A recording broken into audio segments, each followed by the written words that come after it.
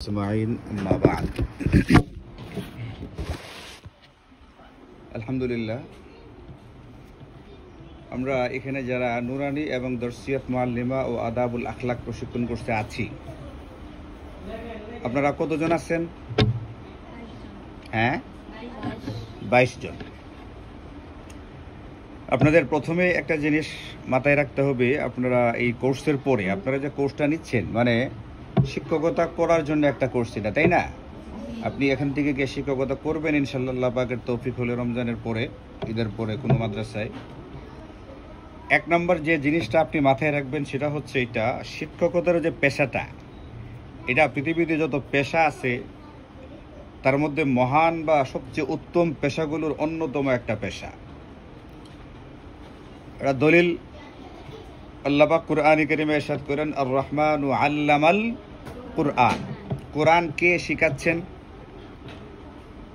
রহমান যিনি, তিনি কোরআন শেখাচ্ছেন। তার মানে শেখানোর কাজটা কে করতেছেন? আল্লাহ পাক করতেছেন। তাহলে আল্লাহ পাকের ভিতরে শিক্ষকতা বা শেখানোর একটা সিফাত, একটা গুণ, একটা বিষয় আছে। এরকমভাবে আমাদের নবীজি সাল্লাল্লাহু আলাইহি ওয়াসাল্লাম হাদিসে পাকের মধ্যে পরিষ্কার উল্লেখ করেছেন, ইন্নামা বুইস্তু মুআল্লিমান, আমি শিক্ষক রূপে প্রেরিত হয়েছি। নবীজি যে পৃথিবীতে এসেছেন, যে কয়েকটা পরিচয় তার মধ্যে আছে, কতগুলো সিফাত, কতগুলো গুণ, বিষয় তার মধ্যে আছে, এর ভিতরে অন্যতম একটা হচ্ছে কি? শিক্ষকতা। এটা কোরআনে কারিমেও আছে, ওয়া ইউআল্লিমুহুমুল কিতাবা ওয়াল হিকমা, তিনি তাদেরকে কিতাব এবং হিকমত শিক্ষা দিতেন। তাহলে শিক্ষকতার যে পেশাটা, এটা আল্লাহ পাকও এটা শিক্ষাটা দিয়ে থাকেন, এবং আমাদের নবীজি সাল্লাল্লাহু আলাইহি ওয়াসাল্লাম ও শিক্ষকতার যে কাজ, যে বিষয়, যে ব্যাপারটা, এটা আমাদের নবীজির মধ্যে ছিল। এমনকি তিনি এটা বলেছেন যে আমি শিক্ষক রূপী দুনিয়াতে প্রেরিত হয়েছি। এই জন্যে যারা শিক্ষকতা করবে তারা ভিতর থেকে এক প্রকার তৃপ্তি বোধ করবে, আনন্দ বোধ করবে, গর্ব বোধ করবে যে আল্লাহ তাআলা আমাকে শিক্ষক হওয়ার কি দিচ্ছেন? সুযোগ দিচ্ছেন। এই জন্য শিক্ষকতার দায়িত্বটা, শিক্ষকতার পেশাটাকে অত্যন্ত গর্বের, আনন্দের, তৃপ্তির বিষয় হিসেবে গ্রহণ করতে হবে।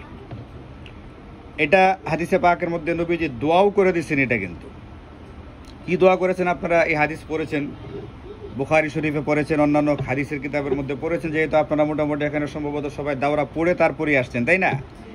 নাদ্দারাল্লাহু ইমরান, আল্লাহ পাক ওই ব্যক্তির চেহারাকে উজ্জ্বল করুক যিনি সামিআ মিন্নি মাকালাতি, আমার কথা শুনে, হাফিজাহু, তারপরে সেটাকে মুখস্থ করে, ও বাল্লাগাহু, এবং সেটাকে অন্যের কাছে পৌঁছে দেয়। আপনি যে শিক্ষাটা শিখলেন, একবারে প্রথম ক্লাস থেকে শুরু করে দাওরে হাদিস পর্যন্ত পড়াশোনা করলেন, দীর্ঘ একটা সময় শেখার পরে এখন আপনি শিক্ষকতার ধাপে যাচ্ছেন, মানে হলো আপনি যে শিক্ষাটা অর্জন করেছেন সেটা এখন আপনি অন্যদেরকে দিতে যাচ্ছেন। এটাকে বলে অবাল্লাগাহু, অন্যের কাছে পৌঁছে দেওয়া। এই যে এই কাজটা করবে তার জন্য খোদ নবী করিম সাল্লাল্লাহু আলাইহি ওয়াসাল্লাম কি করে থেকে গেছেন? দোয়া করে রেখে গেছেন যে আল্লাহ যেন তার চেহারাকে উজ্জ্বল করে। একজন ব্যক্তির চেহারা উজ্জ্বল তখন হয় যখন মানুষটা ভিতর থেকে শান্তিতে থাকে, সুখে থাকে, ভালো থাকে। যে একটা মানুষ ভিতর থেকে যদি আনন্দে থাকে, এই ব্যক্তির আর গায়ের রং যদি কালো হয় না, এরপরও তার চেহারার ভিতরে একটা কি থাকে? একটা ঔজ্জ্বল্যতা থাকে, তার একটা সৌন্দর্য থাকে। আর একটা ব্যক্তি যদি বাহ্যিকভাবে খুব সুন্দর হয়, ফর্সা ধবধবা হয়, কিন্তু ভিতর থেকে কোনো কারণে শান্তিতে না থাকলে তার ভিতরকার এই অশান্তির ব্যাপারটাও চেহারার ভিতরে কি পড়ে? ধরা পড়ে যায়।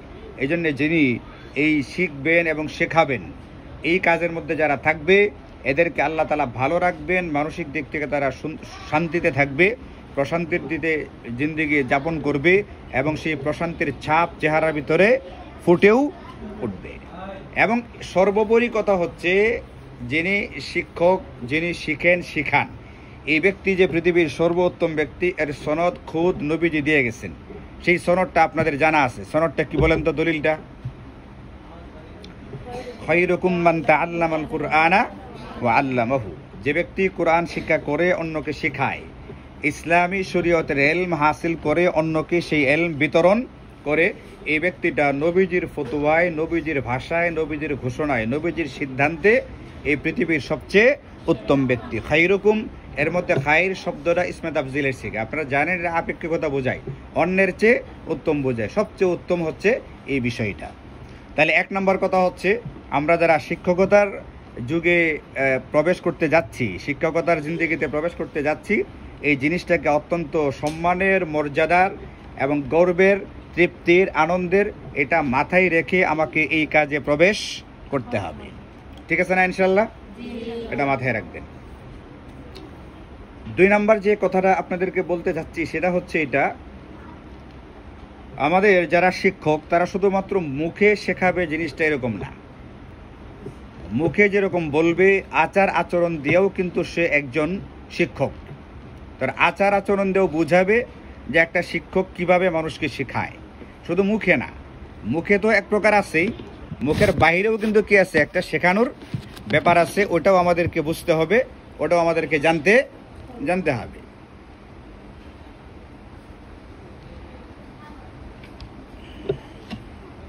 ফোন আসছে, একটু ফোনটা ধরে নিই।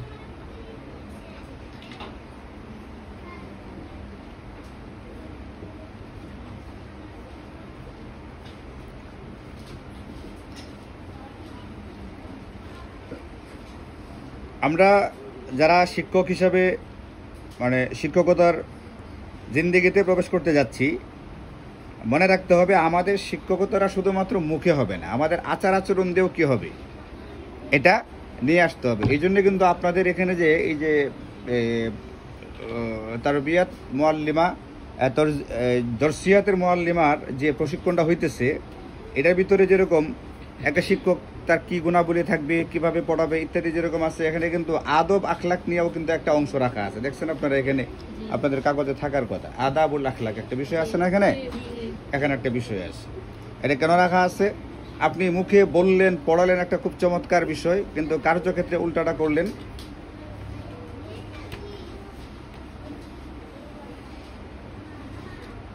হ্যাঁ,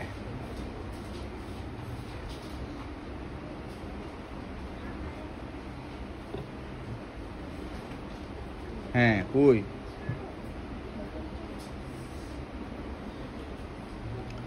আজ দেখতেছি আমি। এটা কি শুধু আলাদা খরচটা? আচ্ছা, আচ্ছা, আপনারা আছেন? এখন আপনি মুখে খুব চমৎকার একটা কথা বলছেন, কিন্তু বাস্তবে কার্যক্ষেত্রে আপনার ভিতরে যদি উল্টাটা থাকে, এটা আপনার ছাত্রীদের মধ্যে কোনো প্রভাব ফেলবে না, বা প্রভাব ফেললেও এটার তেমন কোনো কার্যকারিতা থাকবে না। আমাদের দেশে এক প্রকার রুগী আছে, আমাদের দেশে সারা দুনিয়াতেই আছে, আপনারা জানেন, এদেরকে বলে ডায়াবেটিসের রুগী। জানেন আপনারা? ডায়াবেটিসের রুগীদের সমস্যাটা হয়, একটা ইনসুলিন আমাদের ভিতরে হরমোন তৈরি হয়, খাবার খাওয়ার পরে বিভিন্ন রকমের হরমোন তৈরি হয়। এর ভিতরে একটা হরমোনের নাম হচ্ছে ইনসুলিন। ইনসুলিনটার কাজ হচ্ছে, আমরা যা খাবার খাই, খাবার খাওয়ার পরে আমাদের দেহে আরেকটা হরমোন তৈরি হয়, এটার নাম সুগার, চিনি, একটা মিষ্টি জাতীয় জিনিস ভিতরে তৈরি হয়। ইনসুলিনের কাজ হচ্ছে এই চিনিটাকে বিভিন্ন জায়গাতে পৌঁছে দেওয়া। আমাদের শরীরের বিভিন্ন অঙ্গ প্রত্যঙ্গ আছে তো, বিভিন্ন জায়গাতে পৌঁছে দেওয়া, এই কাজটা হচ্ছে কার? ইনসুলিনের। এখন ইনসুলিনের কাজ হচ্ছে সুগারটাকে প্রত্যেকটা অঙ্গে অঙ্গে, প্রত্যেকটা কোষে পৌঁছে দেওয়া। পৌঁছে দেওয়ার পরে একজন ব্যক্তির দেহটা সুস্থ থাকে। কিন্তু কখনো যদি এই ইনসুলিন কাজ না করে, তাহলে সুগারটা এক জায়গায় জমা হয়ে থাকে, সুগারটা অঙ্গে অঙ্গে কী করে না, পৌঁছে না পৌঁছার কারণে এই যে তখন মানুষ বলে যে আমার কী হয়ে গেছে, ডায়াবেটিস হয়ে গেছে। ডায়াবেটিস হয়ে গেছে মানে আমার দেহে অতিরিক্ত বেকার সুগার পাওয়া যাইতেছে, চিনি পাওয়া যাইতেছে। বুঝছেন কিনা কথাটা? এই যে চিনিটা যে পাওয়া যাইতেছে, এই চিনিটা অতিরিক্ত কেন জমা হয়ে আছে? কারণ ইনসুলিন যে কাজ করার কথা, ইনসুলিন তার কি করে নাই, কাজ করে নাই। ইনসুলিনটা দুর্বল, বেকার হয়ে আছে। এটাকে সচল করার জন্য, শক্তিশালী করার জন্য তখন আবার কি করা হয়, আলাদা ট্যাবলেট দেওয়া হয়। ট্যাবলেট খেলে এই যে বেকার ইনসুলিনটা আস্তে আস্তে কি হয়ে ওঠে, এটা সচল হয়ে ওঠে। আর যখন ওষুধ দিয়ে এই বেকার ইনসুলিনটাকে সচল করা না যায়, তখন কিন্তু আলাদা দেখবেন এক প্রকার রুগী আছে ডায়াবেটিসের, প্রত্যেকবার খাওয়ার আগে, এটাকে আপনারা দেখছেন কিনা আমি জানি না, ইঞ্জেকশন দিয়া, সিরিজ দিয়া তার নাভির আশেপাশে ইনসুলিন আলাদা করে নিতে হয়। এটাকে দেখছেন আপনারা কেউ কখনো? যাদের খুব বেশি মাত্রায় ডায়াবেটিস আছে, এদেরকে ইনসুলিনটা আলাদা বাহির থেকে সিরিঞ্জে করে তারপরে খাওয়ার আগে পুশ করতে হয়।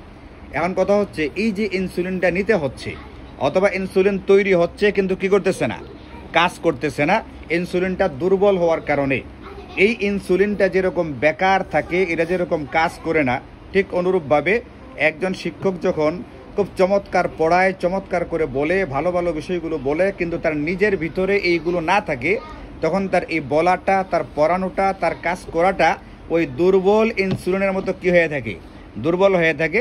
এটা তেমন কোনো কি করতে পারে না, ছাত্রদের মধ্যে কাজ করতে পারে না। যেমন ইনসুলিন দুর্বল হলে চিনিটাকে পৌঁছাইতে পারে না কোষে কোষে, এই শিক্ষক যার নিজের ভিতরে যে গুণাবলীগুলো যদি না থাকে, তাহলে তার মুখের বলা কথাগুলো ছাত্রদের ভিতরে প্রভাব ফেলে না। এই জন্য আপনাদের ভিতরে ওই প্রভাবগুলো থাকার জন্যে আপনাদেরকে আমি আমার বাস্তব জীবনে দেখার কয়েকটা কথা বলি। এখানে যদিও আমাকে আপনাদের এই মাদ্রাসার মুহতামিম সাহেব মাওলানা গোলাম রব্বানী সাহেব আমাকে কিছু বিষয় দিয়েছিলেন এই বিষয়ে কথা বলার জন্যে, তো আমি একটু ব্যাপকভাবে আমার বাস্তবে দেখা যে কিছু অভিজ্ঞতা আছে এইগুলোর কয়েকটা আপনাদেরকে বলি। এগুলো আপনারা মানলে আশা করি আপনাদের একটা কি হবে, বিরাট কাজ হবে। এর ভিতরে এক নাম্বার হচ্ছে যেটা, সেটা হলো অপচয় অপব্যয়। অপচয় অপব্যয় এটা আমাদের শিক্ষক শিক্ষিকা আমরা যারা আছি আমাদের ভিতরে এটা পাওয়া যায়। এখন অপচয় অপব্যয়ের যে ব্যাপারটা, এটা ইসলামী শরীয়তে অতি নিন্দনীয় একটা বিষয়। এমনকি আপনারা এটাও জানেন যে কুরআনে কারিমে যারা অপচয় অপব্যয় করে এদেরকে আল্লাহ পাক কার ভাই বলে অভিহিত করেছেন? ইন্নাল মুবাযযিরিনা কানু ইখওয়ানাশ শায়াতিন, এটা বলেছেন আল্লাহ তাআলা। কুরআনে কারিমে পরিষ্কার নিষেধ আছে যে কুলু ওয়াশরাবু ওয়ালা ওয়ালা তুসরিফু, ওয়ালা ওয়ালা তুসরিফু, ওয়ালা তুসরিফু, তোমরা অপচয় অপব্যয় করবে না। তোমরা খাও, কোনো অসুবিধা নেই, পান করো, তাতেও কোনো অসুবিধা নেই, কিন্তু কি করবে না? অপচয় অপব্যয় করবে না। এটা আল্লাহ পাক পছন্দ করেন না। এই জন্য আল্লাহ পাক কুরআনে কারিমে পরিষ্কার নিষেধ করে দিয়েছেন।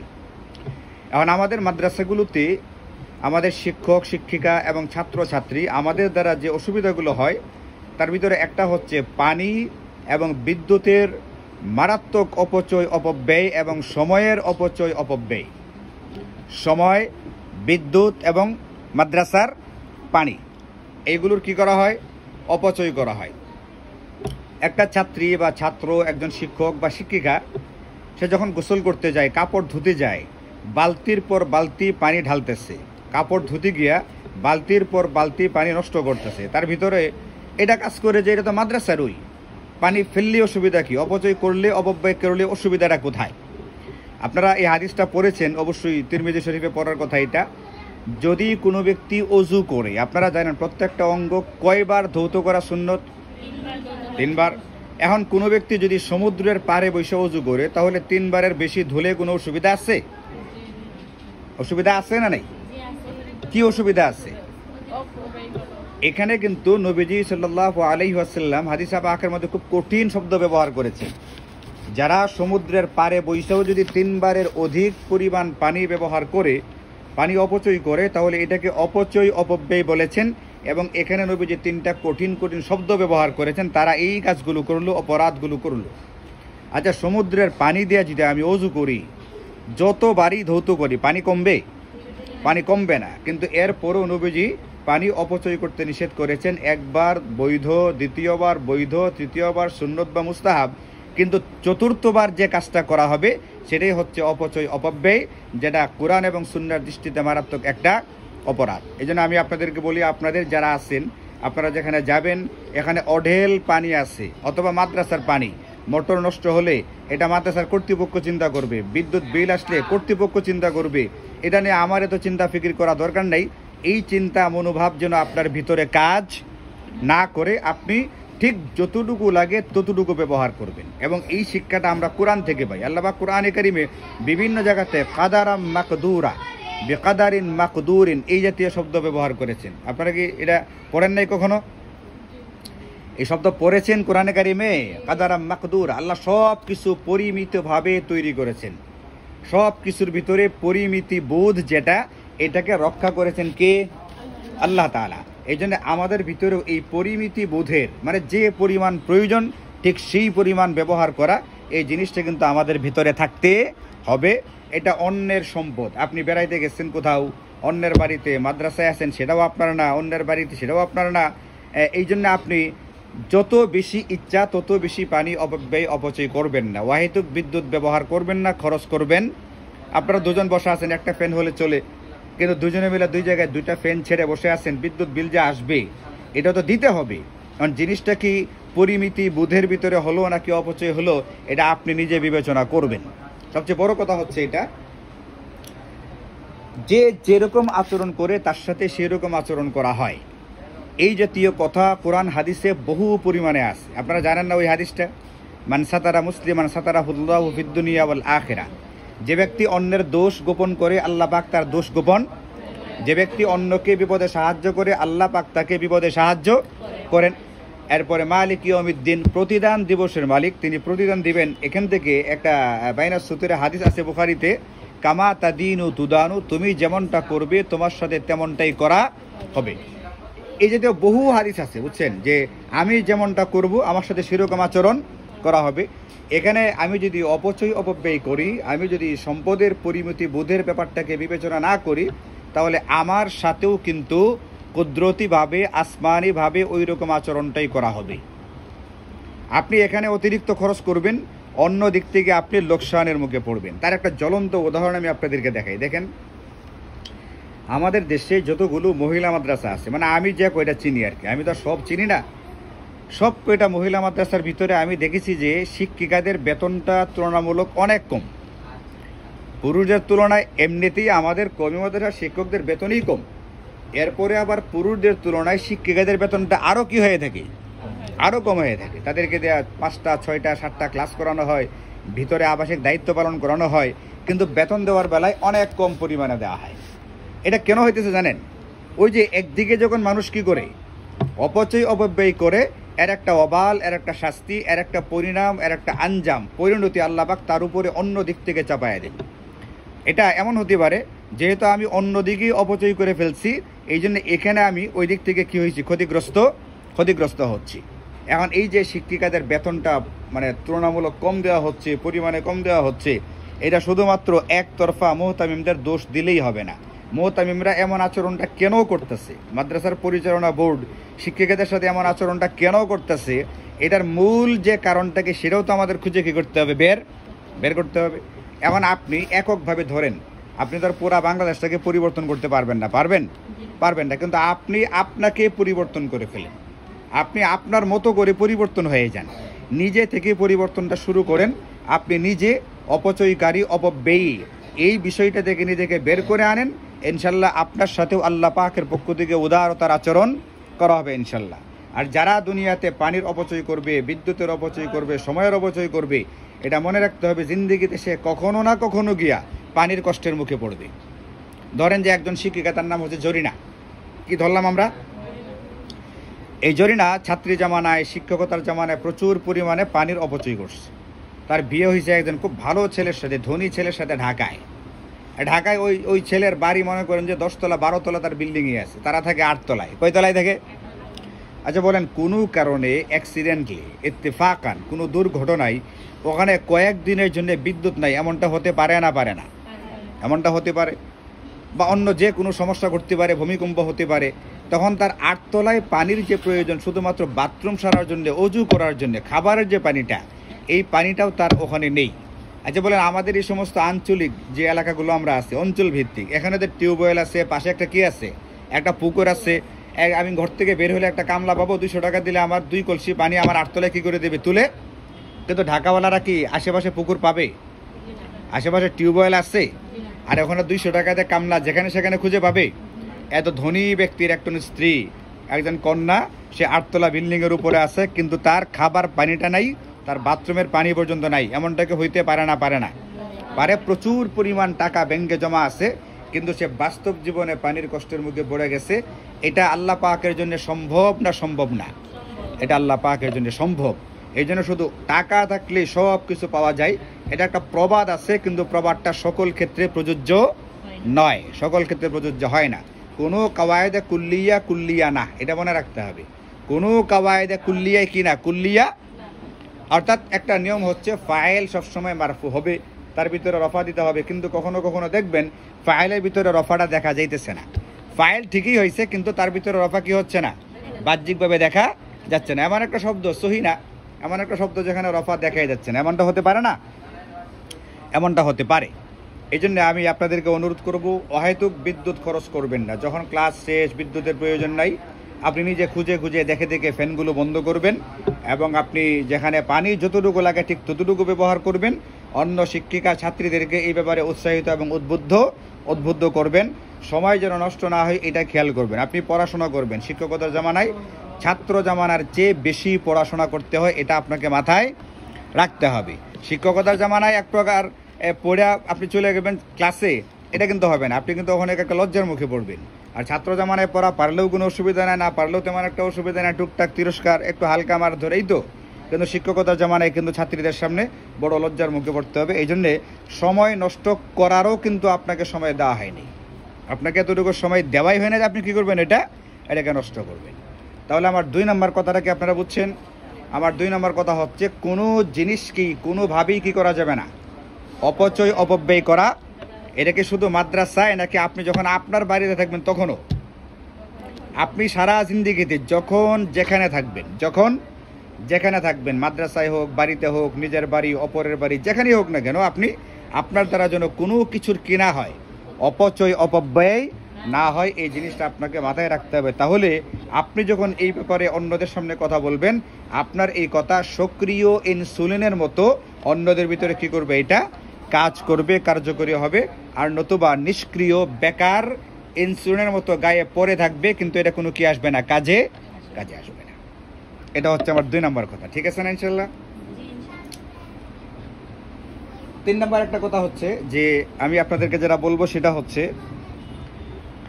বিভিন্ন হাদিসের মধ্যে বিভিন্ন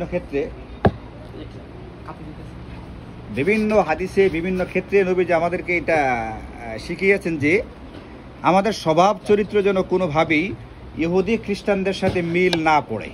খালিফুল ইয়াহুদ ওয়ান নাসারা, এটা আপনারা শুনছেন না? এটা আপনারা তো যেহেতু দাওরা হাদিস পড়ে আসছেন, শুনতেন তো এটা, যে ইহুদিদের সাথে যেন আমাদের কিনা হয়, কোনোভাবেই কোনো ক্ষেত্রে মিল না থাকে। এমনকি আপনারা জানেন যে ইবাদত বন্দিগের ক্ষেত্রেও মিল না রাখার জন্য নবীজি আমাদেরকে বলছেন। কোথায় সেটা বলতে পারবেন? আশুরা রোজা ইহুদিরা রাখতো। তারা রাখতো কয় তারিখে? 10 তারিখে। এখন শুধু 10 তারিখে রাখলে রোজাটা তাদের সাথে আমাদের কি হয়ে যায়, মিল পড়ে যায়। এই জন্য নবীজি বলেছিলেন যে আমি আগামী বছর জীবিত থাকলে আমি আগামী বছর 9 তারিখ সহকারে 9, 10 2 দিন রোজা রাখবো, যাতে করে তাদের সাথে আমার একদিনের রোজাটার মিল না পড়ে যায়। এখন ইহুদিদের স্বভাব গ্রহণ করার ক্ষেত্রে নবীজি এতটাই কঠোর ছিলেন যে ইবাদতের ক্ষেত্রেও মানা করেছেন যেন তাদের সাথে আমাদের কি না থাকে, মিল। এখন যেগুলো নিন্দনীয় বিষয়, ইবাদত তো আর নিন্দনীয় বিষয় না, ইবাদত তো বরং প্রশংসার বিষয়, নন্দনীয় বিষয়, তাই না? নিন্দনীয় বিষয় যেগুলো আছে সেইগুলোর ক্ষেত্রে যদি আমাদের মিল পড়ে তাহলে সেটা কি ঠিক হবে? ইহুদিদের ভিতরে একটা নোংরামি ছিল, অপরিচ্ছন্নতার। এদের একটা খারাপ স্বভাব ছিল, কিসের? অপরিচ্ছন্নতার। একটা নোংরা বা একটা খারাপ প্রকৃতির বিষয় ছিল অপরিচ্ছন্নতা। এই জন্য নবীজি সাল্লাল্লাহু আলাইহি ওয়াসাল্লাম আমাদেরকে এটা বলেছেন যে আমাদের ব্যক্তিগত পর্যায়ে, পারিবারিক পর্যায়ে, বাড়ি ঘর আঙ্গিনা সহকারে এই ক্ষেত্রে আমাদের যেটা থাকবে সেটা হচ্ছে পরিচ্ছন্নতা এবং গোছানোর ব্যাপারটা। কিসের? পরিচ্ছন্নতা এবং গোছানোর।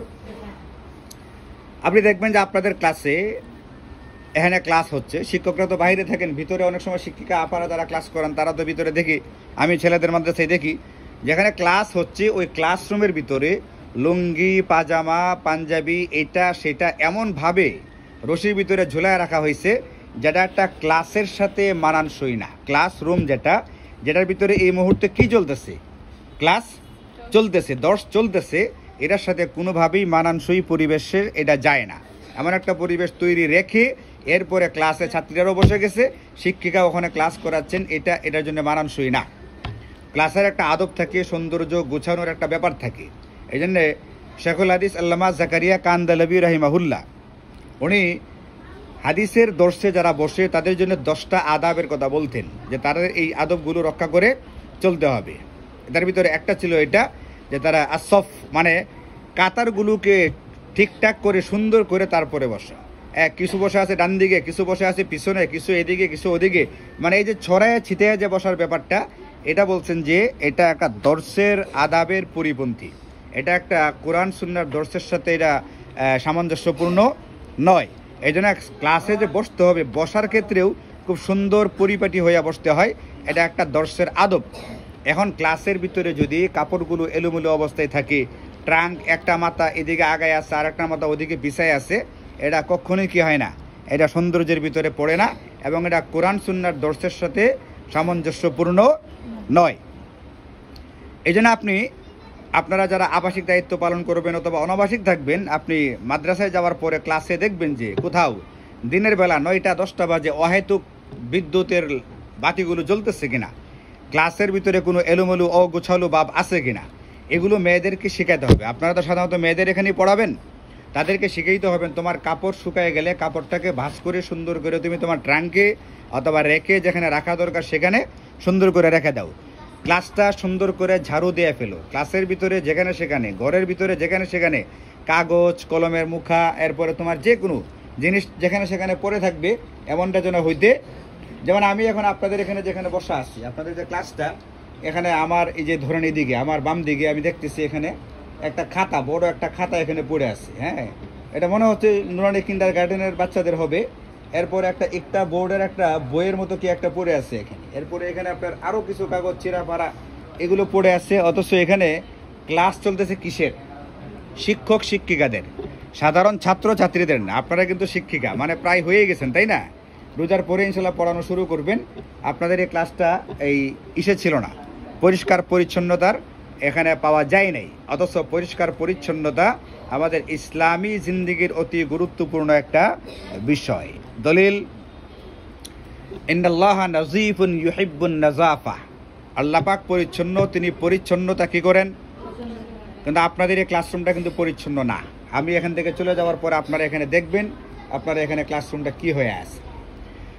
এরপরে কোরআনে কারিমে আছে এক জায়গায়, আপনারা জানেন যে আরব দেশগুলোর ভিতরে সাধারণত ডেলা কুলুখ এগুলো ব্যবহার করা হইতো। পানি একটা তেমন কি করা হইতো না ব্যবহার করা, কারণ তাদের যে মল যেটা আছে এটা শুকনা প্রকৃতির হইতো, শুকনা খাবার তো, ওখানে তো উষ্ণতা বেশি, তাদের এটা মলটা শুকনাই হইতো, তেমন একটা পানির ব্যবহার করার প্রয়োজন হতো না। আমাদের দেশে ভাত খাওয়ার কারণে মলটা যেরকম নরম হয়, এদেরটা এতটা নরম হইতো না। কিন্তু এক এলাকার লোকেরা তারা ডেলা কুলুক ব্যবহার করার পাশাপাশি তারা পানিও ব্যবহার করতে শুরু করলো। তো আল্লাহ পাকের কাছে তাদের এই পানি ব্যবহার করার মাধ্যমে এই যে পরিচ্ছন্নতার দিকে তারা মনোযোগ দিল, গুরুত্ব দিল, এটা এতটাই পছন্দ হয়েছে যে আল্লাহ পাক কুরআনে কারিমে তাদের প্রশংসা করে আয়াত নাজিল করলেন। আপনারা জানেন সে আয়াতটা কোনটা? ফিহি রিজালুন ইউহিব্বুনা আন ইয়াতাতাহহারু আল্লাহু ইউহিব্বুল মুত্তাহিরিন।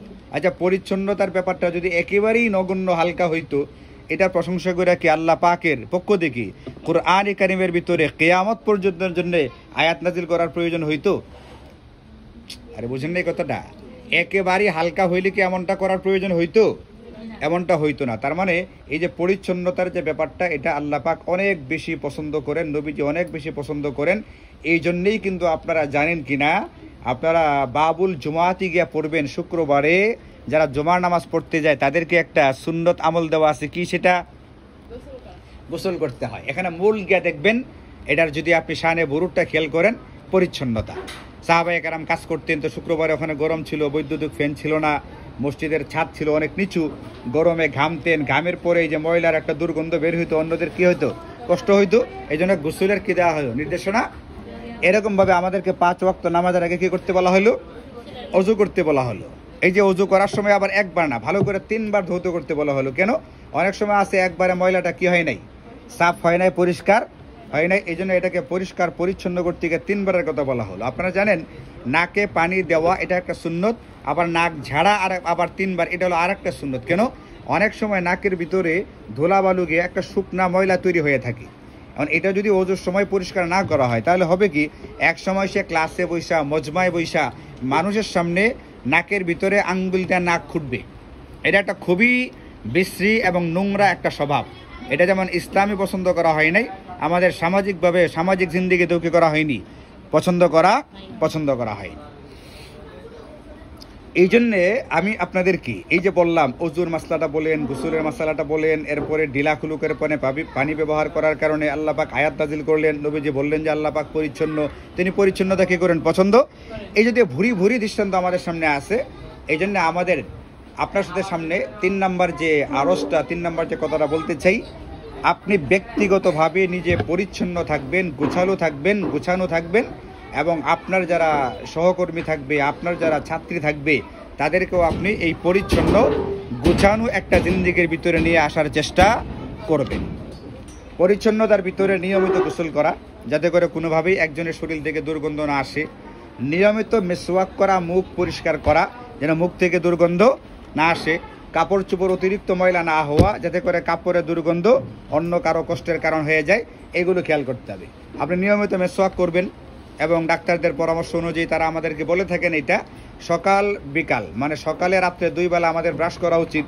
এটা আপনি সকালবেলায় না পারলেও অন্তত, যেটা ডাক্তাররা বলে থাকে, অন্তত ঘুমানোর আগে, যখন আপনার খাওয়া খাদ্যের পর্ব শেষ, এরপর আর কোনো কিছু খেতে পারবেন না পানি ছাড়া, যখন এমন একটা অবস্থা তৈরি হবে, সকল খাবার দাবারের পরে আপনি রাত্রে ঘুমানোর আগে অতি অবশ্যই দাঁতগুলো ব্রাশ করবেন। দাঁত কি করবেন? অতি অবশ্যই দাঁত ব্রাশ করে নেবেন, এটা অবশ্যই হওয়া চাই। এরপরে সকালবেলায় নাস্তা খাওয়ার পরে আরেকবার সম্ভব হলে করবেন, আর নতুবা অন্তত 5 ওয়াক্ত নামাজের আগে মিসওয়াক করবেন। এভাবে আপনি আপনার ব্যক্তিগত জিন্দেগিটাকে পরিচ্ছন্ন করার চেষ্টা করবেন। এটা আপনার শিক্ষকতার জামানায় যেরকম লাগবে, আপনার বিয়ের জিন্দেগির পরেও আপনার কিন্তু পরিচ্ছন্নতার ব্যাপারটা দরকার আছে। এমনকি এটার কারণে ঘরের ভিতরে অশান্তি হতে পারে, বিভিন্ন রকমের অসুবিধা হতে পারে। বিভিন্ন দিক চিন্তা করে ইসলাম আমাদেরকে এই বিধানটা দিয়েছে। এটা কিন্তু আমি আপনাদেরকে আমার পক্ষ থেকে বানিয়ে বলছি, এরকমটা না। আপনারা জানেন নবীজি হাদিসে পাকের ভিতরে বলেন যে নাযিফু আফনিয়াতা বুয়ুতিকুম। এখানে নবীজি বলতেছেন তোমরা তোমাদের বাড়ির আশপাশ আঙ্গিনা পরিষ্কার পরিচ্ছন্ন রাখো। বাড়ির আশপাশ আঙ্গিনা কি রাখো? তাহলে আগে ঘরের ভিতরটা পরিষ্কার করতে হবে না? আসলে আমাদের প্রতি নবীজি সুধারণা করেছেন যে তিনি এটা ধরেই নিয়েছিলেন যে ব্যক্তিগতভাবে এবং আমাদের ঘরের ভিতরটা, আমাদের রান্নাঘরটা, আমাদের টয়লেটগুলো এমনিতেই কি থাকবে? পরিষ্কার থাকবে। সর্বোচ্চ গাফিলতি করলে আমরা কোথায় করব? ঘরের বাইরে করব। কিন্তু আফসোসের কথা হচ্ছে আমরা কিন্তু আমাদের ঘরের ভিতরটারও কি বানায় রাখছি? নোংরা বানায় রাখছি। এই জন্য নবীজি ভিতরটা না বলে আঙ্গিনার কথা বলেছিলেন। আমি আপনাদেরকে অনুরোধ করি, আপনি ব্যক্তিগতভাবে আপনার নিজের ব্যক্তিগত পরিচ্ছন্নতা খেয়াল করবেন, টয়লেটগুলো খেয়াল করবেন, মাদ্রাসার প্রত্যেকটা রুম, বিশেষ করে আপনার যতটুকু অংশ দায়িত্ব থাকবে সেটা, এবং আপনার আশপাশটা যেন কি থাকে? পরিষ্কার পরিচ্ছন্ন থাকে, এটার প্রতি আপনি গুরুত্ব আরোপ করবেন।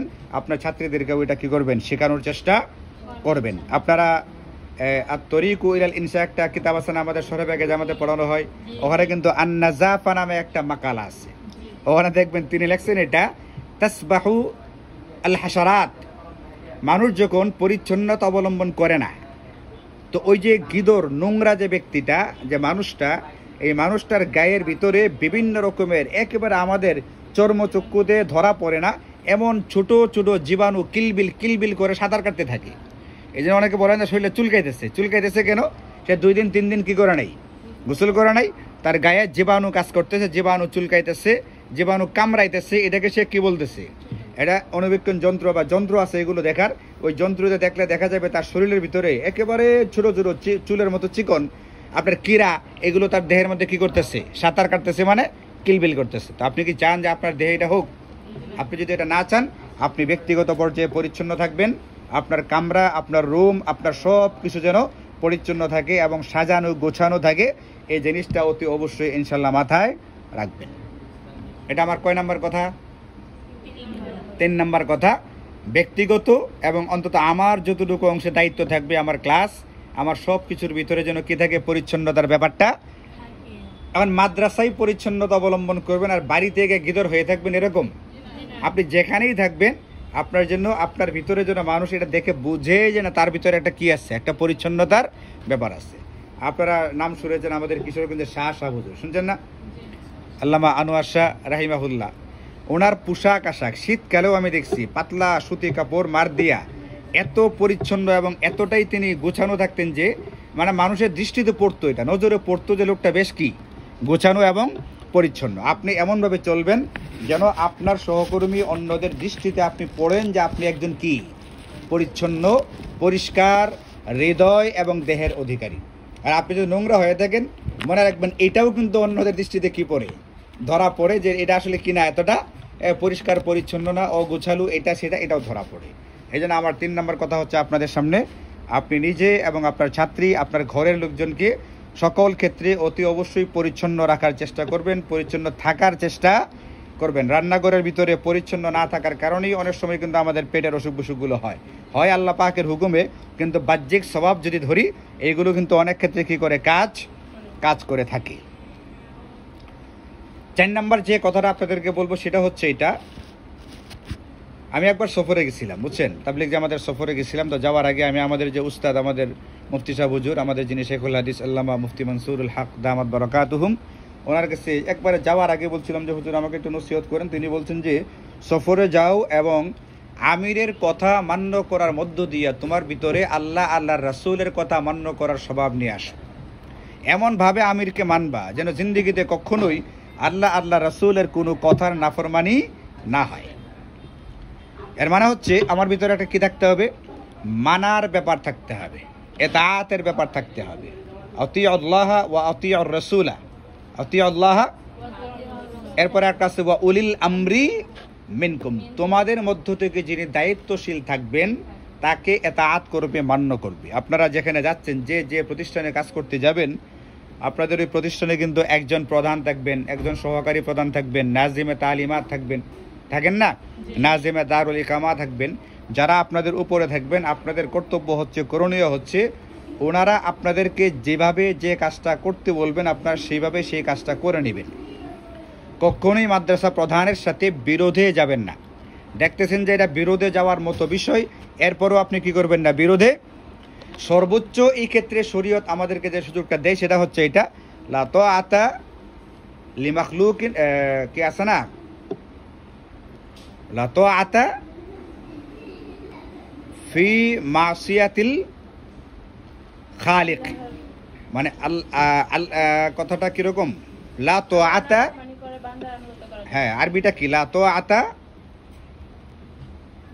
লিমাখলুকিন ফি মাসিয়াতিল খালিক, আল্লাহ পাকের নাফরমানি করে কোনো মাখলুকের এতাআত আনুগত্য করা যাবে না। লা তাআতা লিমাখলুকিন ফি মাসিয়াতিল, আমি আপনাদেরকে বলছি 4 নম্বর কথা, যেটা আপনাদের যিনি মাদ্রাসার প্রধান হবেন বা আপনার যারা উপরে থাকবেন, আপনি তাদেরকে মান্য করে চলবেন, কখনোই তাদের সঙ্গে বিরোধে যাবেন না। কিন্তু কখনো যদি তারা আপনাকে একেবারে শরীয়তের সম্পূর্ণ বিরোধী কোনো কাজের আদেশ করে, সেই ক্ষেত্রে আপনি ওই কাজটা করবেন না। লা তাআতা লিমাখলুকিন ফি মাসিয়াতিল খালিক, খালিক মানে আল্লাহ পাকের নাফরমানি করে মাখলুকের এতাআত বা আনুগত্য চলে না। কিন্তু এই ক্ষেত্রে আপনার বিরোধে যাওয়ারও দরকার নেই, তার সাথে আপনার লাগালাগিরও কিনা দরকার। আপনি নমনীয়তার সাথে, আদবের সাথে শরীয়ত বিরোধী কোনো কাজের হুকুম করলে ওটাকে এড়িয়ে চলেন, কিন্তু কখনোই তার সঙ্গে লাগতে যাবেন না। আর যদি শরীয়ত বিরোধী না হয়, সেটা আপনার পছন্দ হোক বা না হোক, সব সময় আপনি মাদ্রাসা প্রধানের কথা মতো কাজ করবেন, তার কথা অনুযায়ী চলার চেষ্টা করবেন। অন্য শিক্ষক শিক্ষিকা যারা থাকবে তাদের সাথে আপনার সুসম্পর্ক থাকবে। শিক্ষকদের সাথে এতটা সম্পর্ক রাখা দরকার নাই আপনার সুসম্পর্ক থাকবে শুধুমাত্র কাদের সাথে, শিক্ষিকাদের সাথে। শিক্ষকদের সাথে কোনো সম্পর্কই দরকার নেই, শিক্ষকদের সাথে আপনার কি নাই, কোনো সম্পর্কের। সর্বোচ্চ যে সম্পর্কটা লাগবে সেটা হচ্ছে, যদি মোহতামিম সাহেবের আহলিয়া ওই মাদ্রাসার শিক্ষিকা না হয়ে থাকেন, তাহলে হতে পারে কোনো সময় মোহতামিমের সঙ্গে আপনার কি করতে হতে পারে, যোগাযোগ করতে হতে পারে। অন্যদের সাথে তেমন যোগাযোগের আপনার কি নেই, প্রয়োজনীয়তা নেই। এই জন্য আপনি কখনোই কোনো ক্রমেই আপনার যারা সহকর্মী থাকবে, অন্যান্য শিক্ষিকা, তাদের সাথে বিরোধে যাবেন না, তাদের সাথে কোনোভাবেই কোনো রকমের যাতে মনোমালিন্য হয় এমন কোনো কাজ করবেন না, সম্পর্ক নষ্ট করবেন না। বিশেষ করে আপনার যারা উপরে থাকবে, ওয়া উলিল আমরি মিনকুম, এইটা মাথায় রেখে তাদের কথা মতো চলার চেষ্টা করবেন এবং তাদের সাথে বিরোধে যাওয়ার চিন্তাও করা যাবে না। বুঝছেন জিনিসটা? এই ক্ষেত্রে কিছু কিছু বিষয় এমন হতে পারে, আপনি গিয়ে দেখবেন যে মাদ্রাসার ওই বিষয়গুলো আপনার পছন্দ হচ্ছে না, মোহতামিম সাহেবের কিছু কিছু আচরণ আপনার কি হচ্ছে না, পছন্দ হচ্ছে না। তো একটা কথা মনে রাখবেন, এই পৃথিবীতে আমাদের সব কিছু কিন্তু আমাদের পছন্দ মতো হবে, ব্যাপারটা এরকম না। আমি যেভাবে চাইবো পৃথিবীটাকে সেভাবে চলবে, আমার মতো করে পৃথিবী চলবে? কারণ সবাই যদি বলে আমি যেইভাবে চাই সেভাবেই চলুক, তাহলে কিন্তু পৃথিবী চলবে না। কারণ যত জন তত মত, প্রত্যেকের পছন্দ, প্রত্যেকের রুচি, প্রত্যেকের মেজাজ, প্রত্যেকের প্রকৃতি এটা ভিন্ন ভিন্ন, সবারটা আলাদা আলাদা হয়ে থাকে। এখন সব কিছু আপনি আপনার মতো করে চালাতে পারবেন না। এই জন্য আপনি সবাইকে নিজের মতো করে চালানোর চেষ্টা না করে আপনি বড়দের কথা মতো চলার চেষ্টা করবেন। শুধুমাত্র শরীয়ত বিরোধী কাজ হলে ওটার ভিতরে সাড়া দিবেন না, চুপচাপ থাকার চেষ্টা করবেন, নীরবে নিবৃত্তে এড়িয়ে যাওয়ার চেষ্টা করবেন। বাকি বৈধ ক্ষেত্রে বিষয়টা যদি কী হয়ে থাকে, বৈধ হয়ে থাকে, তাহলে আপনি কখনোই বিরোধে যাবেন না, এই কাজগুলো করে দেওয়ার চেষ্টা করবেন, এভাবে আপনি চলার চেষ্টা করবেন, ঠিক আছে না? এবং এই ক্ষেত্রে আমরা যেটা করে থাকি সেটা হচ্ছে যে অনেক সময় এমন হয় যে মুহতামিম সাহেবের উপরে বা মাদ্রাসার কিছু নিয়ম নীতির উপরে বিরক্তির কারণে মাদ্রাসা এবং মুহতামিমের আলোচনা আমি যত্রতত্র করে ফেলি। এটা কখনোই কোনোভাবেই আমার জন্য মুনাসিব না, গ্রহণযোগ্য না, পছন্দনীয় না। কেন? আমি আগে এক মাদ্রাসায় ছিলাম, নেত্রকোনার আসা আগে এক মাদ্রাসায় ছিলাম, ওখানে ঢাকার মুহতামিম সাহেব এই কথাটা বলতেন আমাদেরকে মাঝে মধ্যে মিটিংয়ে আর কি, বুঝছেন, যে আমি তখন আবাসিক দায়িত্ব পালন করতাম। তিনি আমাদেরকে মিটিংয়ে বলতেন, এটা দেখেন মাদ্রাসার যে খেদমত আপনারা করতেছেন এটার মধ্য দিয়ে আপনি দুই রকমের সুবিধা পাচ্ছেন। কয় রকমের? রব্বানা আতিনা ফিদ দুনিয়াও হচ্ছে, অফিল আখিরাও হচ্ছে। আপনি দুনো রকমের হাসানা, দুনিয়ার হাসানা এবং পরকালের হাসানা, দুই রকমের হাসানাই কিন্তু আপনি হাসিল করতেছেন। দুনিয়ারটা কি? দুনিয়াতে হচ্ছে দুনিয়ার মানুষ, এই পৃথিবীতে দুনিয়ার মানুষ সবচেয়ে বেশি পেরেশান হচ্ছে তার রিজিক নিয়া, কি নিয়া? তো মাদ্রাসায় পড়ালে, মাদ্রাসায় খেদমত করলে এখানে আপনাকে কম বেশ কিছু না কিছু তো হাদিয়া কি করা হচ্ছে, দেওয়া হচ্ছে না?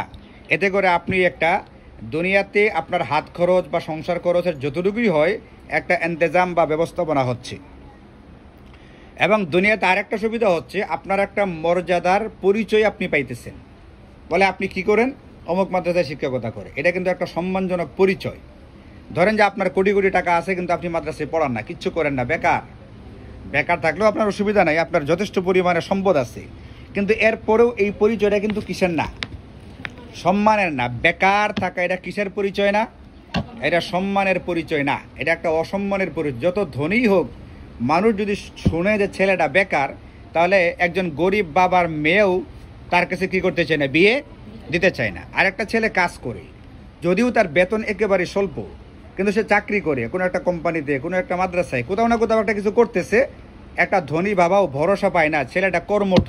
ছেলেটা কি কর্মঠ, তার কাছে আমি আমার মেয়েটা কি করতে পারি? বিয়ে দিতে পারি। এই যে মানুষ দুনিয়াতে বেকার ব্যক্তিটাকে পছন্দের নজরে দেখে না, বরং যে ব্যক্তি নাকি সচল থাকে, কর্মঠ থাকে, কর্মের ভিতরে লিপ্ত থাকে, তাকে পছন্দ করে। তাহলে এই দিক থেকে আমি কিন্তু মাদ্রাসায় পড়িয়ে একটা সম্মানজনক পরিচয় পাচ্ছি, যে মেয়েটা কি করে? অমুক মাদ্রাসায় পড়ায়, এটা একটা সম্মানজনক পরিচয়। তাহলে একদিক থেকে আমি মাদ্রাসায় পড়াইয়া আর্থিক সুবিধা পাচ্ছি, আরেক দিক থেকে আমার পরিচয়টা কি হচ্ছে? একটা সম্মানের পরিচয় হচ্ছে। এই জিনিসটা আমাকে আপনাকে মাথায় রাখতে হবে। এটা হলো দুনিয়ার সুবিধা। এটা কি সুবিধা? আর পরকালের সুবিধা প্রথম পয়েন্টটা কি ছিল আপনাদের মনে আছে? একবারে প্রথমে আমি আপনাদেরকে কি বলেছিলাম? শিক্ষকতার পেশাটা একটা অত্যন্ত সম্মান এবং মর্যাদার পেশা, গর্ব করার মতো, তৃপ্তি বোধ করার মতো একটা পেশা, তাই না? এটা আপনাদেরকে বলেছিলাম। ওখানেই আমি আপনাদেরকে বলে ফেলছি এটা, যে আমরা একটা সম্মান এবং মর্যাদার পরিচয় পাই, এটা দুনিয়ার। আর পরকালে হলো এটা এতটাই গুরুত্বপূর্ণ একটা পেশা যে নবীজি বলেন আমি এই দায়িত্ব পালন করার জন্যই দুনিয়াতে এসেছি। এবং নবীজি এটাও বলেন এই ব্যক্তি সবচেয়ে উত্তম ব্যক্তি। সুতরাং এই ব্যক্তিটা তার প্রতিটা পদক্ষেপে, তার বলার মধ্য দিয়া, চলার মধ্য দিয়া, আচরণের মধ্য দিয়া যাদেরকে যে পরিমাণ শিখাবে, এর একটা সওয়াব সে তার আমল নামায় পেতে থাকবে। আপনারা জানেন সদাকায়ে জারিয়ার সূরত বেশ কয়েকটা, এর ভিতরে একটা হচ্ছে আউ ইলমিন ইউনতাফাউ বিহি। ইলমিন, আপনি যে অন্যদেরকে শেখাচ্ছেন, শেখাবেন ইনশাআল্লাহ মাদ্রাসায় শিক্ষকতা শুরু করার পরে যে শেখাবেন, আপনার ইলম কিন্তু কি হইতেছে? এখন ছড়ায় পড়তেছে। আপনার কাছ থেকে মনে করেন যে 100 ছাত্রী শিখতেছে, আপনি যদি 5টা ক্লাসও করেন, এক একটা ক্লাসে 20 জন করে ছাত্রী থাকে, তাহলে আপনি দৈনিক কতজনকে পড়াচ্ছেন? 100 জনকে পড়াচ্ছেন। এই 100 জন আবার এখান থেকে যখন ফারেক হবে, ধরেন যে 100 জনের ভিতরে মাত্র আমরা ধরলাম 3 ভাগের 1 ভাগ আবার নতুন করে শিক্ষকতার জিন্দেগি ধারণ করবে, 33 জন ধরেন। এই 33 জন আবার কতজনকে করে পড়াবে? 100 জন করে পড়াবে। ওই 100 জনের আবার 33 জন পরবর্তীতে তারা আবার শিক্ষক হবে। এইভাবে একটা সিলসিলা কোন পর্যন্ত চলবে? এই যে আপনি একটা পরকালীন সওয়াব পাইতেছেন, একটা বিরাট ব্যাপার। আমাদের আপনারা নাম শুনছেন যে মাওলানা মামুনুল হক সাহেবের আব্বা, ওনার নাম কি জানেন আপনারা? আল্লামা আজিজুল হক রাহিমাহুল্লাহ, যিনি বাংলাদেশে শাইখুল হাদিস সাহেব হিসেবে পরিচিত ছিলেন। ইনি আমাদেরকে বলতেন, এটা রহমানিয়াতে যখন আমরা পড়তাম, যে মসজিদ মাদ্রাসা দুই জায়গার ভিতরে দান করার ক্ষেত্রে কোন জায়গার সওয়াবটা বেশি? উনি বলতেন মাদ্রাসায় দান করলে সওয়াব বেশি। বলে কেন? উনি বলেন আমার বাড়ি যেখানে ছিল মুন্সিগঞ্জে নদীর পাড়ে, আমি যে মাদ্রাসায় পড়তাম ওই মাদ্রাসা পরবর্তীতে নদীর ভাঙ্গনে ভাঙ্গে চলে গেছে গা, মাদ্রাসা কিন্তু নাই, মাদ্রাসা এখন আর। কিন্তু আমি ওখানে পড়ে আসছিলাম, আমি ওখানে পড়ে আলেম হয়েছি, আমি এখন শত শত ছেলেকে দৈনিক বুখারী শরীফ পড়াইতেছি। উনি তো অনেকগুলো মাদ্রাসায় বুখারী শরীফ পড়াইতেন, জানেন আপনারা এটা? এবং সারা বাংলাদেশে এখনও তার অগণিত ছাত্র ছড়িয়ে ছিটিয়ে আছে। এই যে তার কাছ থেকে পড়ছে যারা, তারা এখন আবার অন্যদেরকে শিখাইতেছেন। যেমন ধরেন তার একজন ছাত্র মাওলানা মামুনুল হক সাহেব, ওনার ছেলে। এই মামুন সাহেব আবার শত শত ছেলেকে পড়াইতেছেন ওনার কাছে পড়া, এরা আবার গিয়ে আবার শত শত মানুষকে কী করতেছে? পড়াইতেছে। এবার এই যে একটা সিলসিলা চলতেছে, ওই যে মাদ্রাসায় যারা দান করছিল শুরুতে, মুন্সিগঞ্জে নদীর পাড়ে মাদ্রাসায় যারা কী করছিল? দান করছিল, যাদের দানে শাইখুল হাদিস আল্লামা আজিজুল হক রাহিমাহুল্লাহ তৈরি হয়েছিল। এই আল্লামা আজিজুল হক যত সোয়াবের কাজ করতেছে তার একটা অংশ কে পাইতেছে? যারা মাদ্রাসা দান করছে তারা পাইতেছে না? তারা কিন্তু পাইতেছে। এটা কিয়ামত পর্যন্ত ইনশাল্লাহ চলতে থাকবে।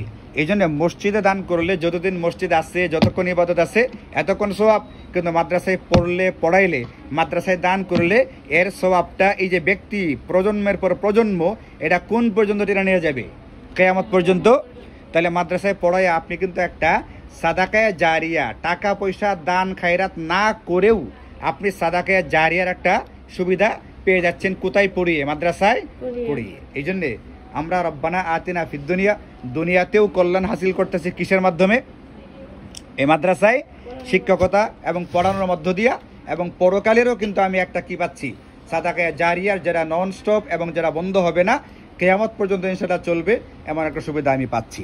তো যে মাদ্রাসা থেকে আমাদের ইমাম সাহেব বলতেন আর কি, বুঝছেন, উনি একজন পীর সাহেব ছিলেন, বুজুর্গ মানুষ, এখনও আছেন।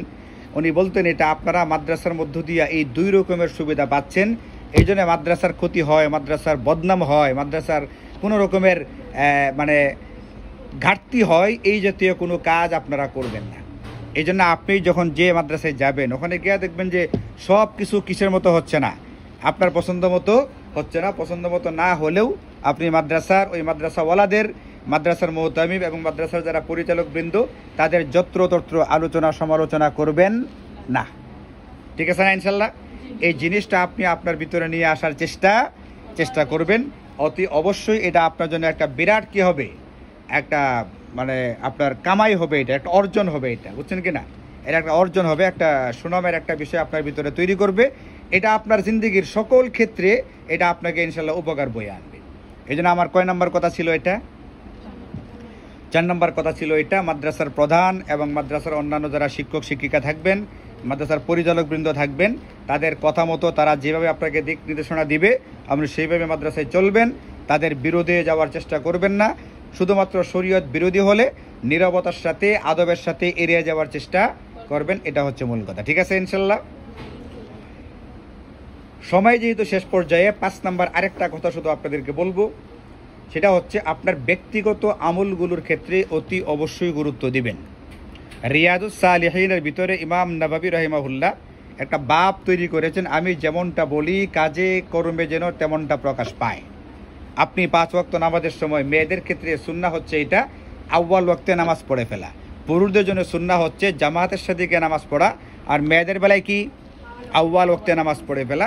আপনি যেটা করবেন সেটা হচ্ছে এটা, 5 ওয়াক্ত নামাজ অতি অবশ্যই আউয়াল ওয়াক্তে পড়ার চেষ্টা করবেন। সকাল সন্ধ্যায় কুরআন কারীমের তেলাওয়াতের চেষ্টা করবেন। ওয়াসাব্বিহুহু বুকরাতান ওয়া আসিলা, আল্লাহ বলছে সকাল সন্ধ্যায় আল্লাহ পাকের তাসবিহ পড়ো। আপনি সকালবেলায় যদি পারেন, যতটুকু পারেন কুরআন কারীমের তেলাওয়াতের চেষ্টা করবেন, অন্তত সূরা ইয়াসিন তেলাওয়াত করবেন।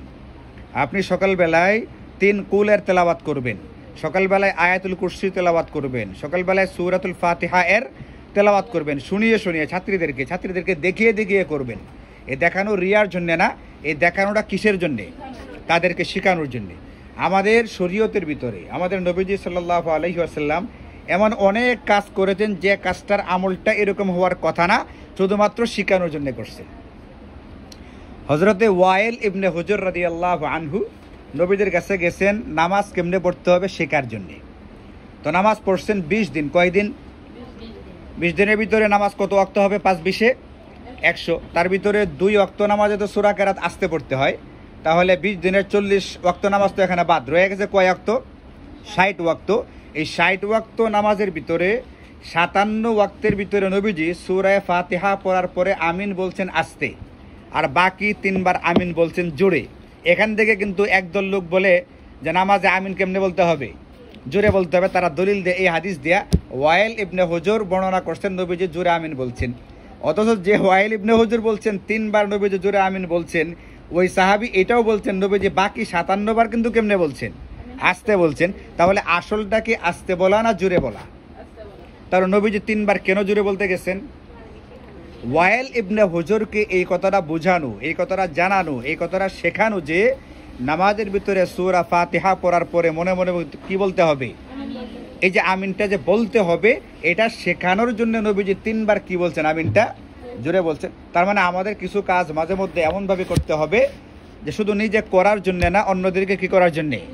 শেখানোর জন্য। আপনি শেখানোর জন্যে তাদের সামনে বৈশা, তারা যেখানে বসে সকালবেলায়, আপনি ওইখানে বসে একটা ডেস্ক নিয়ে কোরআনে কারীমের তেলাওয়াত করবেন। সন্ধ্যার পরে কোরআনে কারীমের তেলাওয়াত করবেন, সূরা ওয়াকিয়া পড়বেন, সূরা মুলক পড়বেন, সূরা আলিফ লাম সাজদা পড়বেন, তিলগুল পড়বেন, আয়াতুল কুরসি পড়বেন, সূরা বাকারার শেষ 2টা আয়াত আছে না, এইগুলো পড়বেন। এইগুলো একদিকে আপনার আমলের ক্ষেত্রে আপনার জিন্দেগিতে একটা নুরানি ভাব আনবে ইনশাল্লাহ।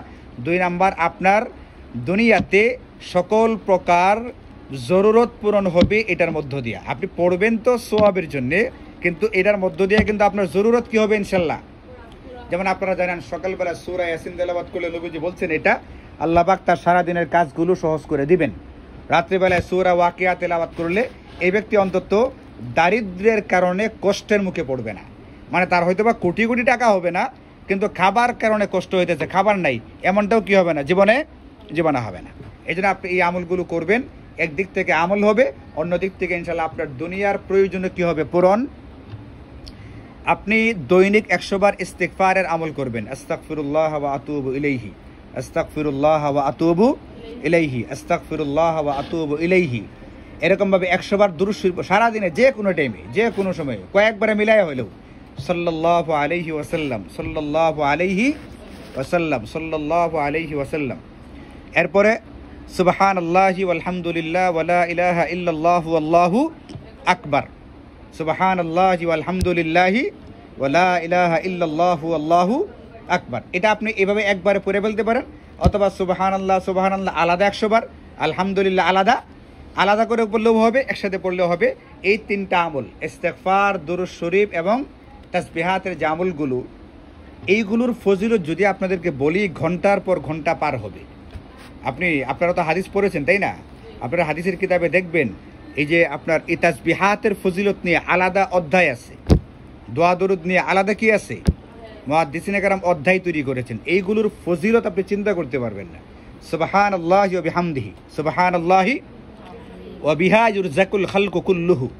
হাদিসের মধ্যে আছে নবীজি বলেন এই পৃথিবীর সমস্ত মাখলুককে আল্লাহ পাকের পক্ষ থেকে যে রিজিক দেওয়া হচ্ছে, এটা কোন তাসবিহের কারণে? সুবহানাল্লাহি ওয়া বিহামদিহি। আপনারা জানেন যে কোরআন শরীফে ভরি ভরি আয়াত আছে, ইউসাব্বিহু লিল্লাহি মা ফিস সামাওয়াতি ওয়াল আরদ। আসমান জমিনে যা যা আছে সব কিছু ইউসাব্বিহু কি করে? সাব্বাহা লিল্লাহি, সব তাসবিহ পড়তেছে, আছে না? কুল্লুন কাদ আলিমা সালাতাহু ওয়া তাসবিহাহু। প্রত্যেকটা জিনিস তার নামাজ এবং তাসবিহ সম্পর্কে জানে, সে তার তাসবিহটা পড়তেছে। প্রত্যেকটা জিনিস তার তাসবিহ পড়তেছে। এই যে মাখলুকাত যে তাসবিহ পড়ে, সেই তাসবিহটা কি বলতে পারেন আপনারা? সুবহানাল্লাহি ওয়া বিহামদিহি। এই তাসবিহটা তারা পড়ে। অনেক মুহাদ্দিস এবং অনেক মুফাসসির তারা এটা বলছেন যে পৃথিবীর মাখলুকাত যে তাসবিহ পড়ে, সেই তাসবিহটা কোনটা? সুবহানাল্লাহি ওয়া বিহামদিহি। অনেক গুরুত্বপূর্ণ তাসবিহ। আপনি এটা পড়বেন, আপনার জিন্দেগিতে রিজিকের কোনো কি হবে না ইনশাল্লাহ, সমস্যা হবে না। রিজিক বলতে কি বুঝি? খাবার দাবার, রিজিক মানে পোশাক, রিজিক মানে একটা নিরাপদ বাড়ি, রিজিক মানে হচ্ছে একজন মানে সৎ ব্যবহার, সুন্দর ব্যবহার করে এমন একজন স্বামী, রিজিক মানে হচ্ছে সুসন্তান। আমাদের পৃথিবীতে এমন মা বাবা আছে না সন্তানের কারণে পেরেশান? যেটা আপনারা জানেন, নেশা করে, নেশার টাকার জন্য মাকে মারে, বাবাকে মারে, এমন হয় না? হ্যাঁ, রিজিকের ভিতরে সুসন্তান, রিজিকের ভিতরে নিরাপদ জীবন, রিজিকের ভিতরে নিরাপত্তা যেটা, এটাও কিন্তু রিজিক। এই সমস্ত কিছু নিহিত আছে কিসের ভিতরে? এই তাসবিহাতগুলোর ভিতরে আল্লাহ পাক রেখে দিয়েছেন। এই জন্য ব্যক্তিগত পর্যায়ের যে আপনার আমলগুলো আছে, এই আমলগুলো ইনশাল্লাহ আপনি এভাবে করার চেষ্টা করবেন। আপনার কাছ থেকে আপনার ওয়াজ শুনে না, আপনাকে দেখা যেন আপনার ছাত্রীরা কি করে এটা শিখে, এবং তারা যখন ভবিষ্যতে শিক্ষিকা হবে তারাও যেন এই আমলটা এটা তার ছাত্রীদেরকে শেখানোর জন্যে, দেখানোর জন্য হলেও যেন তারা করে, এটা আপনি চেষ্টা করবেন। আপনি অবাক হবেন, আমি আমার বাচ্চাটাকে ছোটোবেলায় শিখাইতাম, হ্যাঁ, মসজিদে নিয়ে যাইতাম, বাসায় শিখাতাম যে এভাবে পড়ো, আম্মা আম্মা ইয়াতাসা আলুন, মানে জৈপা এভাবে পড়ো, একটা একটা শব্দ করে। আমি একদিন দেখি সে তখনও ছোট, তখনও সে নুরানি পড়ে, তার নানার বাড়িতে বেড়াইতে গেছে, গিয়া দেখে তার নানার বাড়ির পাশে ছোট্ট একটা বাচ্চা, মানে তার চেয়েও ছোট, ওইটাকে সে পড়াইতেছে, আলিফ বা তা পড়াইতেছে আর বলতেছে, মানে আমি তারা যেমনে বলছিলাম খুব হবো এইভাবে না, এইভাবে বলো, জৈবে পড়ো, আলিফ আলিফ আলিফ, এইভাবে জৈবে। অথচ তার বয়স তখন মাত্র 8 বছর না 9 বছর বয়স। তার মানে আমি যেমনে বলেছি, যেমনে করেছি, আমার বাচ্চারা কি করছে ঠিক ওইভাবেই করার চেষ্টা করছে। তাহলে আমি যেটা করব, আমার ছাত্রীরা আমাকে দেখবে, আমি আমার শিক্ষকতার জিন্দিগিরা যেভাবে পার করব, তারা ওটাই শিখবে, ভবিষ্যতে সেও গিয়া তার প্রতিষ্ঠানে ওইভাবেই শিক্ষকতা করবে। মানে আপনার যদি বেইনসাফের জিন্দিগি হয়, সেও এটা করবে। আপনার যদি ইনসাফের জিন্দিগি হয়, সুন্দর জিন্দিগি হয়, সেও কিন্তু এই জিন্দিগিটাই ধারণ করবে। এই জন্য আমি আপনাদেরকে বলি, ব্যক্তিগত আমল যেটা আছে অতি অবশ্যই এভাবে ধরে রাখার চেষ্টা করবেন। 5 ওয়াক্ত নামাজ, কোরআনে কারিমের তেলাওয়াত এবং এই তাসবিহাতগুলো, ঠিক আছে না ইনশাল্লাহ? এইভাবে আমলগুলো করার চেষ্টা করবে। তাহলে আমি আপনাদেরকে আজকে মোট কয়টা বিষয়ে কথা বলছি? 1 নম্বর কি ছিল জানি? শিক্ষকতার পেশা বা শিক্ষকতার যে কাজটা, এটা অত্যন্ত গর্বের, আনন্দের, এটা সফলতার, মর্যাদার এবং সম্মানের একটা বিষয়। এই অনুভূতি উপলব্ধি আমাদের ভিতরে থাকতে হবে, এটার কদর করতে হবে। এমন কোনো কিছু যাতে না করি যে আল্লাহ পাক তাকে এই পেশা থেকে একবারে কি করে দিলেন, সরায়া দিলেন, এমনটা যাতে না হয়, ঠিক আছে ইনশাল্লাহ? 2 নম্বর আপনাদেরকে বলছিলাম, নিজের জিন্দিগিতে কোনো কিছুর যেন অপচয় অপব্যয় না হয়, কোনো কিছুর কোনো জায়গাতে কোনো ক্ষেত্রেই যেন কি না হয়। মাদ্রাসায় বলেন, বাড়িতে বলেন, নিজের বাড়ি, শ্বশুর বাড়ি, মেহমান হয়ে তো বেড়াইতে গেছেন, যেখানেই হোক না কেন, জিন্দিগিতে কোথাও কোনো ক্ষেত্রে কোনো কিছুর ক্ষেত্রেই যেন কি না হয়, অপচয় অপব্যয় না হয়। 3 নম্বর কি বলেছিলাম আপনাদেরকে? পরিচ্ছন্নতার ব্যাপারে, ব্যক্তিগত পরিচ্ছন্নতা, আশপাশ পরিচ্ছন্নতা, বাড়ি ঘরের পরিচ্ছন্নতা, টেবিলের পরিচ্ছন্নতা, কিতাবের পরিচ্ছন্নতা, কাপড় চোপড় আছে না, সকল কিছুর ক্ষেত্রে ইনশাল্লাহ কি জিন্দিগি অবলম্বন করবেন? পরিচ্ছন্নতার জিন্দিগি অবলম্বন করবেন। 4 নম্বর কি বলেছি আপনাদেরকে? ইতাআত। উলুল আমর যারা হবেন, দায়িত্বশীল যারা হবেন, তাদের কি করতে হবে? ইতাআত, আনুগত্য করতে হবে, তাদের কথা মতো চলতে হবে। এটা আমার আপনার ভবিষ্যৎ জিন্দিগির জন্য অনেক বড় সহায়ক ভূমিকা হিসাবে কাজ করবে ইনশাল্লাহ, ঠিক আছে না? এবং 5 নম্বর আপনাদেরকে কি বলছি? ব্যক্তিগত পর্যায়ের যে আমলগুলো আছে, এই আমলগুলোর ক্ষেত্রে সর্বোচ্চ গুরুত্ব আরোপ করতে হবে। কোনোভাবেই কোনো ক্ষেত্রেই যেন অবহেলা, গাফিলতির কোনো দেখা না দেয়। পারবেন না ইনশাল্লাহ? আজকে সংক্ষিপ্ত আকারে কথাগুলো বললাম, এছাড়া তো রমজানের শুরু থেকে সম্ভবত হচ্ছে, সামনে আরও হবে ইনশাল্লাহ। যে কথাগুলো বলা হবে সবগুলো ইনশাল্লাহ ধরার চেষ্টা করবেন, লেখার চেষ্টা করবেন, নোট করার চেষ্টা করবেন, জিন্দিগিতে ধারণ করার চেষ্টা করবেন। এবং সর্বশেষ আপনাদেরকে বলবো, এই জাতীয় বিষয়গুলোকে আরও বোঝার জন্যে, শেখার জন্যে, জানার জন্যে আপনি এখনই সংগ্রহ করবেন, অথবা আপনার এটা যখন শেষ হবে, এই দর্শিয়াতের যে প্রশিক্ষণটা যারা যখন শেষ হবে, শেষ হওয়ার পরে আপনি একজন আদর্শ শিক্ষক বা শিক্ষিকা যে হয়, তার কি কি গুণাবলী থাকা দরকার, এই সম্পর্কে প্রচুর পরিমাণে কিতাব পাওয়া যায়। বুঝছেন জিনিসটা? একটা হচ্ছে কিতাবুল ইলমের ভিতরে কিন্তু কিছু কিছু বিষয় আছে, কিন্তু সেগুলো আপনি খুঁজে বের করতে গিয়ে আপনার কষ্ট হতে পারে।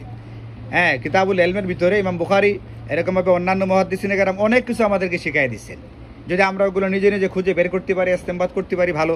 যদি কঠিন হয়ে যায়, তাহলে আমাদের জন্য আমাদের ওলামায়ে কেরাম উর্দুতে, আরবিতে, বাংলাতে প্রচুর পরিমাণে কি লিখে দিচ্ছেন আমাদেরকে, একজন আদর্শ শিক্ষক কীরকম হবে, তার চলন বলন, পড়ানো, কিভাবে পড়াবে, সব কিছু নিয়ে এর কিতাব আছে। আপনারা নির্ভরযোগ্য 2-4টা কিতাব সংগ্রহ করবেন, অন্তত একটা কিতাব অবশ্যই সংগ্রহ করা চাই।